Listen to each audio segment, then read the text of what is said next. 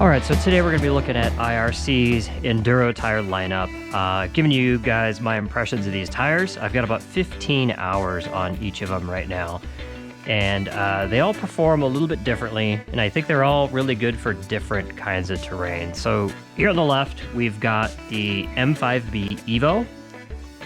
It's in a 130 size. The sizing runs a little weird on this tire. A 130 is more equivalent to a 110. And the 140 version of this tire is more equivalent to a 120. Here in the middle, I've got the VE33S Gekkota, again in a 110 size. This only comes in a 110. And on the right here, we've got the iX-09w Gekkota, also in a 110. Now, on my channel, I've already done an initial impressions video of the iX-09 Gekkota. I ran this one with the Moose mainly because of the softness and how thin the carcass is, but you can see this thing is just super thin compared to the M5B over here. Much stiffer carcass. The VE33 does kind of lie in the middle as far as how stiff that carcass is. I've got about 5 PSI in this one right now. You can see it moves a little bit, but not a lot. And then as far as the rubber compounds on these tires, again, kind of right to left, softest to hardest. You can see the iX-09 is just super soft. The VE33S Gekkota, a little bit soft, not quite as soft. And then the M5B EVO, not a lot of flex to these at all. But again, these tires are designed for different conditions. So what are they good for? I'll start with the iX-09. And again, all of these tires have about 15 hours on them, about the same amount of time, so you can really see the wear characteristics as well. With the iX-09, that leading edge is rounded off quite a bit, and we've lost a couple millimeters of knob height already. The VE33, a little bit of rounding as well, not as pronounced as the iX-09. Same with the M5B, a little bit of rounding, no tearing though. The VE33S Gekkota and the M5B definitely are going to be longer lasting tires than the iX-09w. Let's take a look at the knob height on these tires, starting with the iX-09. So here we've got a side knob which should have very little wear. Let's see if I can get a good measurement here. So about 16. I think this tire was 17 millimeter when it was brand new on the center knobs. Let's see what we get now. We get about 15 and a half, depending on kind of where I position it. So it's definitely lost about 2 millimeters of knob height. Let's take a look at the VE33S. This one I think was around 18 when new. Let's just look at a side knob, verify here. Yeah, about 18 new. And then in the center, we're down to 16 and a quarter, so almost 2 millimeters of knob height lost in about 15 hours of riding. And then the M5B, this thing's a beast. This thing was 21 millimeters when new. I measured this one when it was new, it was 21. And then we are down to about 18.3. So it's lost just a little bit more than the others. But as a percentage though, probably about the same. The knobs are still massive on the M5B. So that should give us some indication of wear on these tires, right? So from left to right, the compounds get progressively softer. The softest compound on the iX-09w obviously is not gonna last nearly as long. A lot more pronounced rounding. Signs of a little bit of tearing starting already. I definitely think there's more life in this tire yet, but at 15 hours, I don't know that I would run this tire much past about 20-25 hours. The VE33S, this thing looks like it's gonna go quite a bit longer. I wouldn't be surprised to get 40 hours out of this tire. And probably the same thing with the M5B as well. Again, it depends on terrain, depends on the bike, how hard you are on the throttle. But that's a pretty good indication of the life expectancy of these tires as they relate to each other. So how do these tires perform? What are they good at? What are they not so good at? I'll start again on the right with the iX-09w Gekkota. This thing is really marketed as an extreme enduro tire or an enduro cross tire from IRC, and it definitely fits the bill. The carcass is so soft and so flexible. It's designed to work with mousses, and I really think that's your best bet for this tire.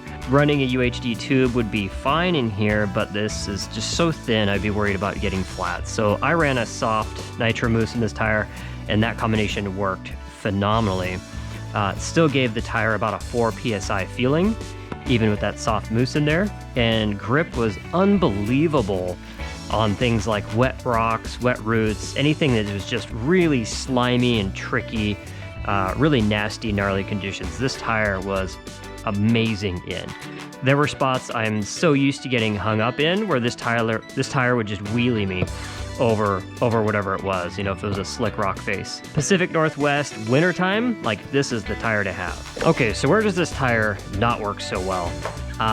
Anytime the conditions get really loose or soft, it doesn't seem to work as well. So deep mud, sort of like loamy, bottomless dirt, sand, you really need a taller block height, taller knob height, and a bit better spacing in order to really grip that stuff. Another area it didn't work so well in is like a grass track, like just riding around in the yard. It was hard for the knobs to really dig in and find grip, and you can almost kind of feel the knobs flexing under throttle a little bit. It's the reason why a soft terrain tire has good stiff knobs, is you want them to not flex, you want them to bite into the terrain. This tire definitely excels in hard enduro type situations, not so great in mud, sand, and grass. So this tire would definitely be my choice if I ever did a hard enduro or something like that. Just phenomenal traction. Maybe, you know, not the best life expectancy out of this type of tire, but it'll last you through a weekend for sure. But just amazing grip. If you want a tire that's just going to give you amazing grip in the snottiest of conditions, this is it. Moving on to the VE33S Gekkota. What is this thing good at? This thing really does everything pretty well. It's a really good all-around tire. It's not a full gummy tire. The compound's not that soft, but what that means is it's going to last a little bit longer, but still offer some of that really amazing grip that gummy tires are known for. So you can definitely see it's not quite as soft as the iX-09. Definitely is going to be better at the durability department. The knobs are just that little bit taller, a little bit better spacing, and they're also a little bit bigger, so they're going to resist tearing a little bit more. But this seems to work really well for me. It gets really good grip. In fact, it's pretty surprising how well it grips, given that it's not a full-on gummy tire. So it works well. It's got a nice sort of crown profile, which means handling is really good. It turns quickly. You don't feel like it's got sluggish handling. And it's a relatively lightweight tire. It's got a fairly flexible carcass. Not overly flexible, still durable enough that I feel comfortable running a tube with it, but it's still got some give to it to conform to the terrain. While this tire is maybe not quite as good as the iX-09 in rocks and roots and the slimiest of slimy conditions, I think this VE33S Gekkota performs better in the loose type of terrain. So mud, loose rocks, like loose rocky climbs, sort of deeper, loamier dirt, and then even, I would imagine it's going to do better in sand. I haven't run this tire in anything sandy yet. So that leaves us with the M5B EVO. M5B EVO is just an old standby tire. It's a tire a lot of people love. A lot of people love running the big one, the 140 size, and then they run tubeless at really low PSIs. So it's got a reasonably flexible carcass. Not quite as flexible as the other two tires, but still pretty flexible by most knobby tire standards. It is not a gummy tire. It doesn't pretend to be a gummy tire or hybrid tire in any way, shape, or form, but it's got these just monster 21 millimeter high knobs that just dig into anything. So they really have that mechanical grip where they can just grab onto rocks, roots, things like that. I'd call this a really good, like, Eastern Washington tire for anyone who's local to me. Really good when the weather's a little warmer, when you've got, you know, just really loose, rocky climbs like you find in some of the Cascade Mountain Range trails. Anywhere you go that's got a little bit of sand or any sort of deep mud, this tire is going to work great in. Where I didn't like this tire was, again, in the Pacific Northwest wintertime. When temperatures are cold and the conditions are just really slimy, it feels like this rubber compound is just a little too hard to really generate friction against harder surfaces. So this tire doesn't quite have that level of grip, and I think it has to do with how the rubber compound performs when the temperatures get a little colder.